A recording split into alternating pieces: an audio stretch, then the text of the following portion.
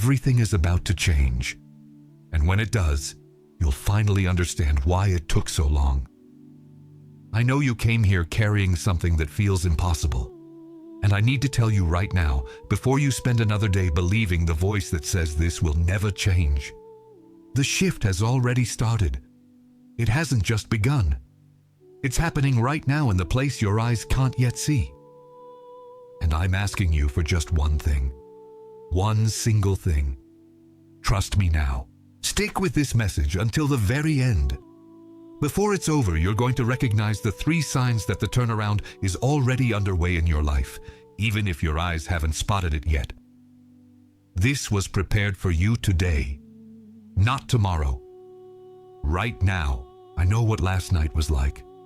You lay down, the ceiling was dark, and before you closed your eyes, you took that mental inventory.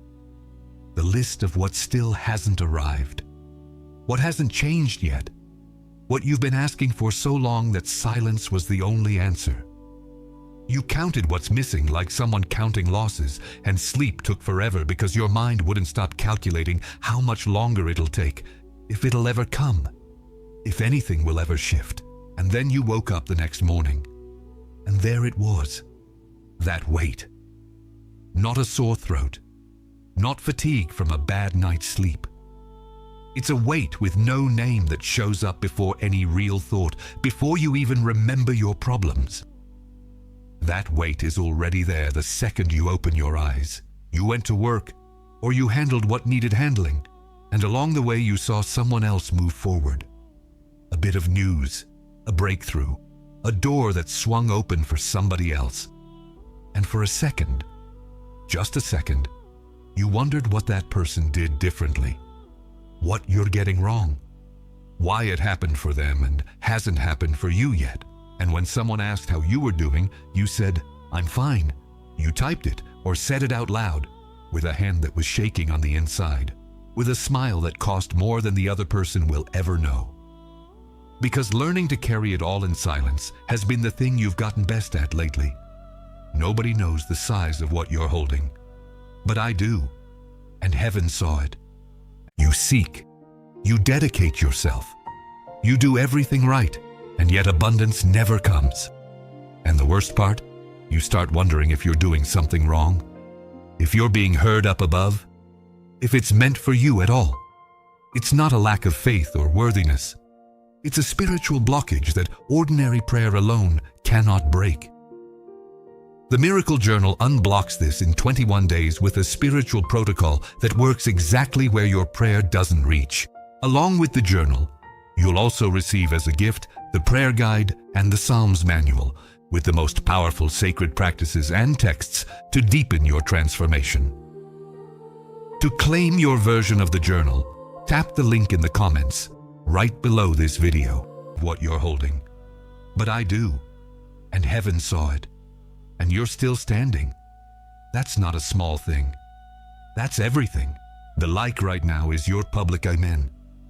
Heaven records what you confess openly. If this message reached you, lock it in now. Before I show you the signs, I need to make you 3 promises. They're not my promises. They're heaven's promises over you. First, the delay you've lived through is not rejection. I heard every single prayer. I saw every single wait. And what looks like a delay from your perspective is the time the invisible spent working on what you couldn't see. The root forming in the dark isn't a sign that the tree won't grow.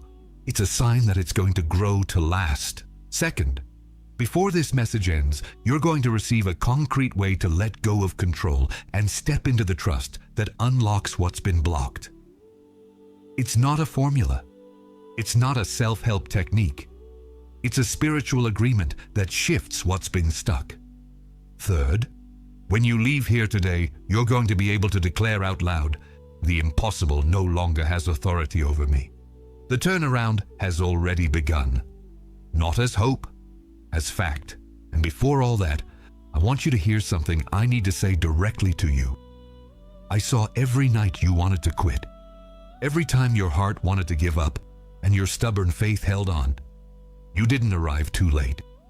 You arrived exactly when I scheduled it. And what's coming now isn't consolation. It's what was being prepared while you waited. Close your eyes for a moment. Let whatever's in your head settle down a little. What I'm about to show you are signs. And up until now, you might have given them the wrong names. Sign number 1. In the last few days or weeks, a strange urge came over you to stop forcing a specific door. It's not exactly discouragement. It's different from the exhaustion of someone who gave up. It's more like your spirit knows that door isn't the right one, but your head still hasn't figured it out. You called it weakness. You called it spiritual laziness. You thought you were losing your faith-fueled momentum. That's not what it is. What you're feeling is redirection. The Spirit moving you from the smaller door to the door that was prepared for you. When peace starts draining from one place and curiosity starts growing in another, that's not a detour. That's the route. Don't force what's being closed. The right door doesn't need to be broken down. Sign number 2. At some point, right in the middle of a problem that still hasn't been solved, you felt a peace that made no sense.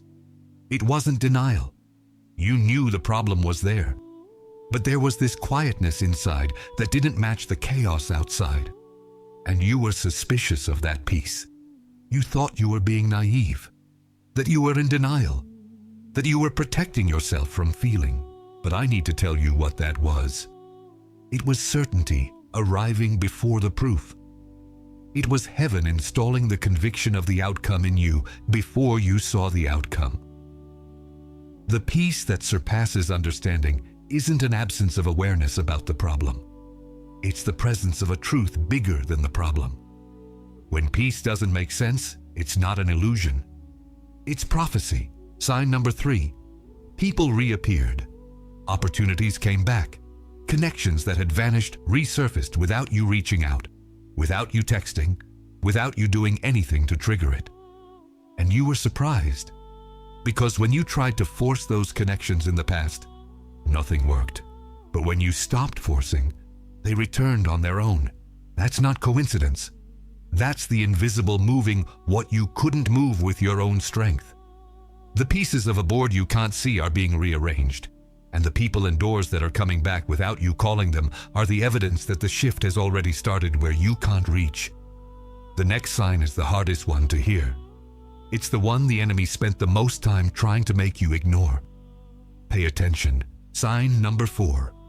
After everything that went wrong, after all the disappointments you've piled up, after trusting and getting hurt, after waiting and having the weight way too heavy, after all that, a courage showed up inside you.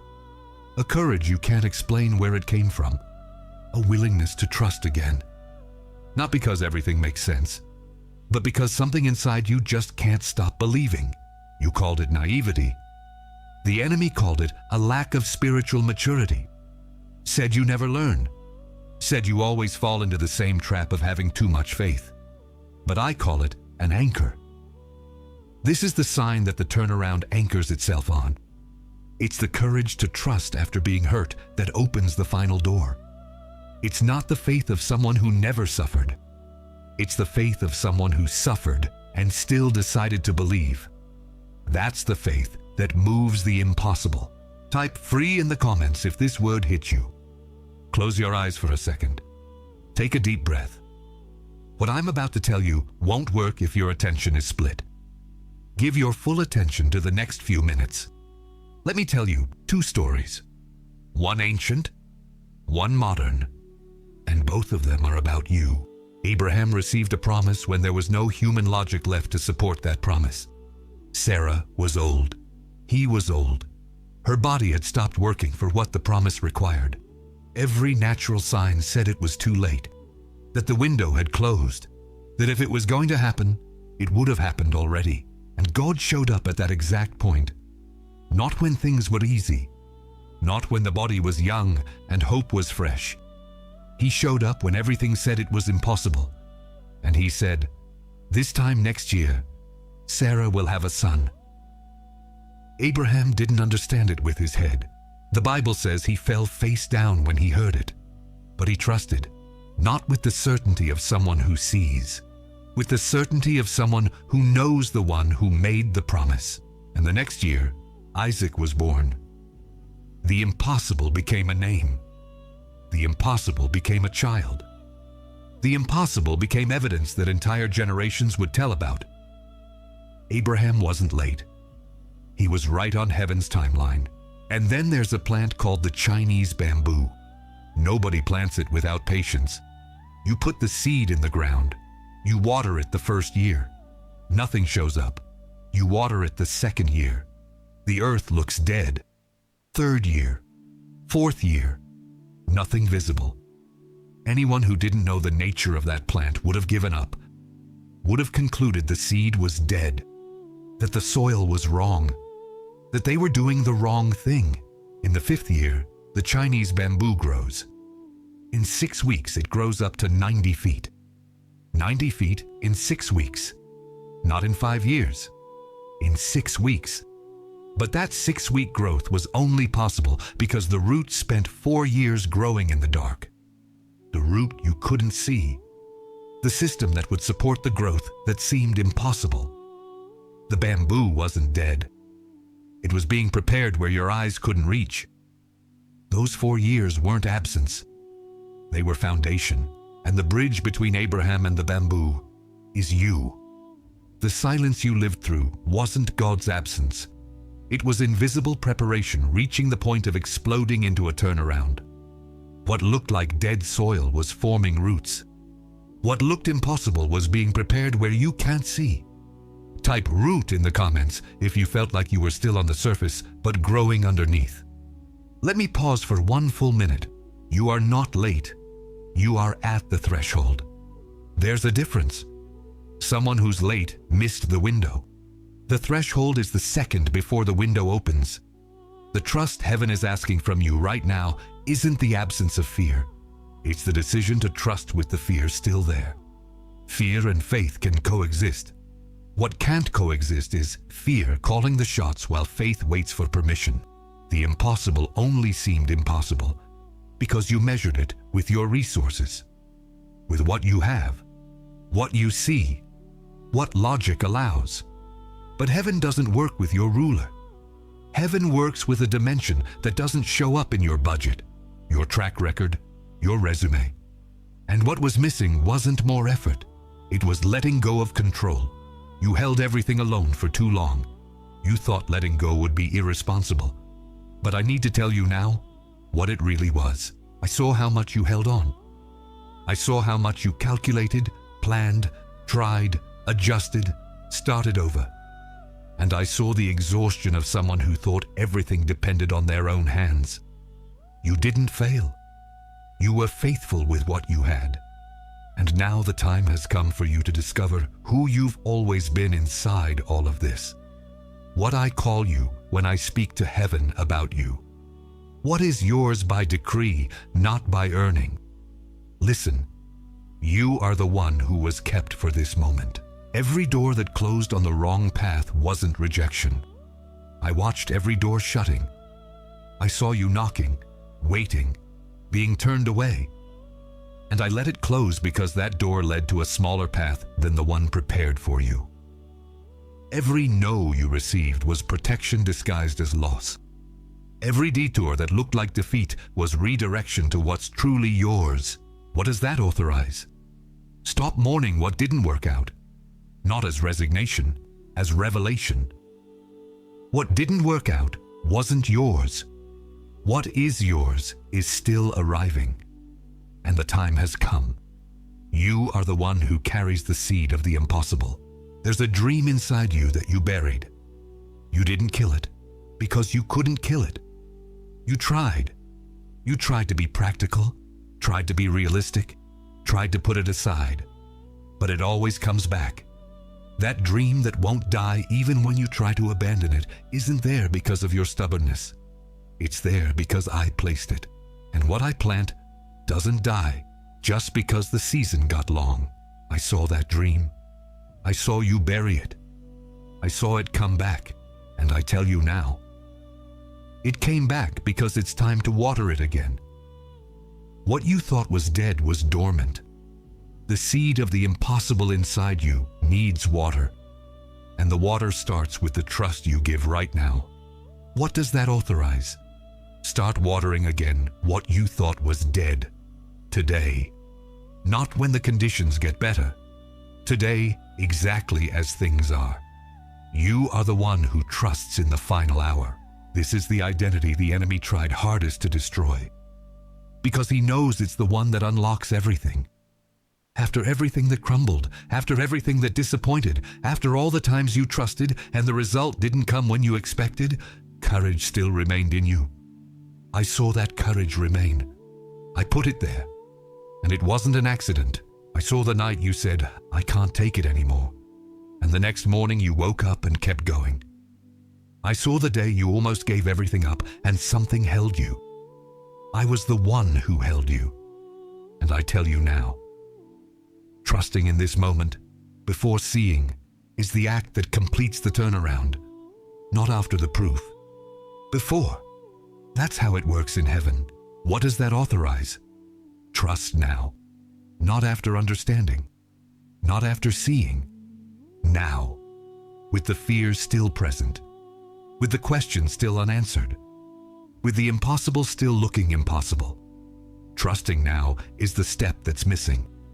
Type in the comments the name of the identity you just received. And if you haven't subscribed to this channel yet, this is the moment. This message is going to keep coming. You can't miss what comes next. Now I need to give you the protocol. What was promised at the beginning? It's not a mental exercise. It's a spiritual agreement. Call it the agreement of trust. 3 steps. Simple. Powerful. Concrete. Step 1. Name out loud the specific impossible thing you're holding on to. Not in general terms. Not my situation. The real name. What it is. Say it out loud right now, just you and God, the name of what seems impossible. Naming is the beginning of letting go. What has no name has no address. Give the impossible a name. Step 2.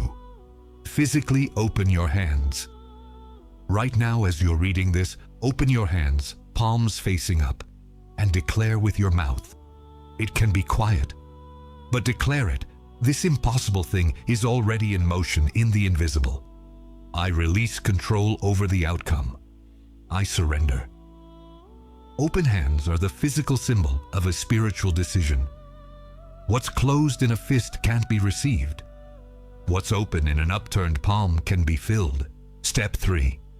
Take one single practical step today toward the turnaround. Don't wait for the conditions to be perfect. Don't wait for certainty to arrive.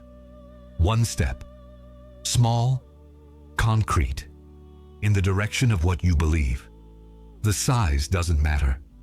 Heaven doesn't measure by the size of the step. It measures by the direction. And the sign that the agreement has been made isn't euphoria. It's not chills. It's quietness. A quietness that doesn't need external confirmation because the confirmation has already arrived on the inside. Type received in the comments if you're receiving this protocol. Now listen. In the next 3 days, 3 things are going to be thrown at you. Not as a possibility, as a certainty. The enemy isn't going to ignore what happened here today. And you need to know the names of the tactics before they arrive. First tactic, disguised urgency. It's going to come as a thought or as the voice of someone close. If it was from God, it would have happened already. You're waiting for nothing. It's been too long for this to be real. Disguised urgency shows up exactly at the threshold because that's where it has the most power to make you abandon the path. The bamboo was abandoned by people who didn't know about the root. Don't abandon it in the 5th year. Second tactic, the cross-examination. It's going to arrive as a new disappointment right at the time of the turnaround. A door closing. Bad news. Something that seems to confirm that trusting was naive. The enemy sends a cross-examination because he wants you to interpret the last obstacle as proof that you were right to doubt. It's not confirmation. It's a threshold test. The final resistance before the breakthrough. Third tactic. religious control. It's going to come as a spiritual urgency. I need to pray more. I need to fast more. I need to do more. There's nothing wrong with praying and fasting. What's the enemy's tactic is using religiosity to pull you out of a place of trust and drop you back into a place of striving. The agreement of trust isn't held up by your performance. It's held up by the faithfulness of the one who promised. And there's an enemy that lives inside. The voice that whispers, "You trusted before and got burned. Don't fall for it again." This is protection, not doubt. That voice dresses itself up as maturity. It dresses itself up as experience. But it's the voice that most wants to keep you stuck in the same place. Trusting isn't naivety. Trusting after you've suffered is the most expensive kind of faith there is.